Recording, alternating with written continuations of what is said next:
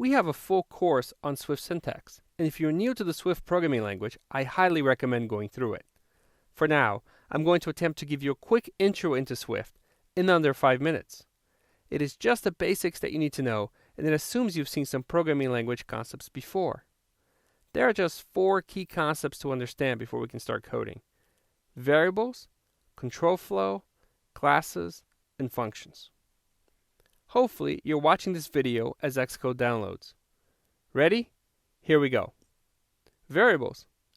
If you want to declare a variable in Swift, the var keyword lets you do that. As an example, here we have a variable called x of type int, and we're setting its value to 42. Note the semicolons are not needed.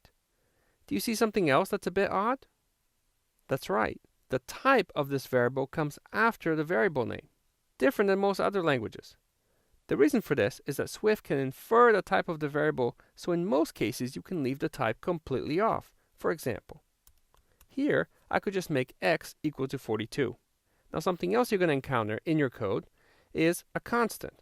For example, here we have y that is a constant of type int with the value of 100. Swift has inferred the type int because we're setting it to an int value. The next type of variable that you need to deal with are strings. They're easy too. Let me show you an example.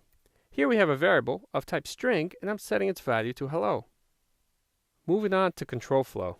The only item that you need to know for control flow is if statements. If statements can determine what branch or path your code should take. As an example, if I put something like this, we can take one path if x is less than 50 and a different path if x is greater than or equal to 50. If we want to see what path is chosen, we can open the debug console and take a look at that. That's this middle button here on the upper right. We're going to cover loops and the powerful switch statements in the later part of this course.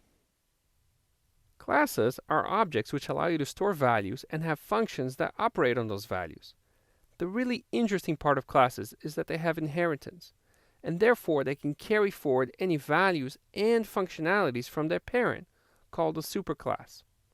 If we look at this view controller definition here, we can see that it inherits from UI view controller, and any instances or class functions that I have would go here in the middle, where I have these 2 green comment lines. You can declare class variables that live in the class and functions that exist in every instance of that class. Just remember 2 things about classes in Swift. Everything in between the curly braces for the class is inside the class and available to any function in the class, and the UI view controller here is what this class inherits from, and it will be our hint where to look for built-in functionality. That is, what functionality our view controller class inherits from its parent, UI view controller. Functions are a way to encompass code and to make it more reusable. Functions start with the keyword func, followed by a name, then any parameters, and the return type. Here's an example of the most basic function. It takes no parameters and it returns nothing. It just prints out hello. We can call this function by doing something like this. We can see hello here is printed out in the debug console. We can also have functions that take a parameter. For example, if you wanted to print hello in many languages, we could write a function like this: print hello message, that takes in a hello message string. Here we just simply called it hello string. It's of type string, and then we print that message. To call this function, we'd simply do something like this: print hello message and pass it the message that we wanted to send. In this case, a hello greeting in Portuguese.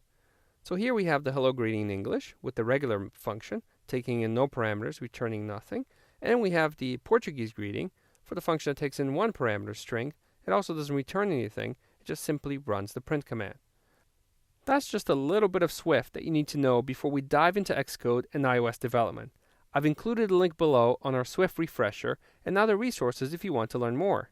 Hopefully, you'll finish downloading and installing Xcode. When you're ready, let's go about creating your first iOS app.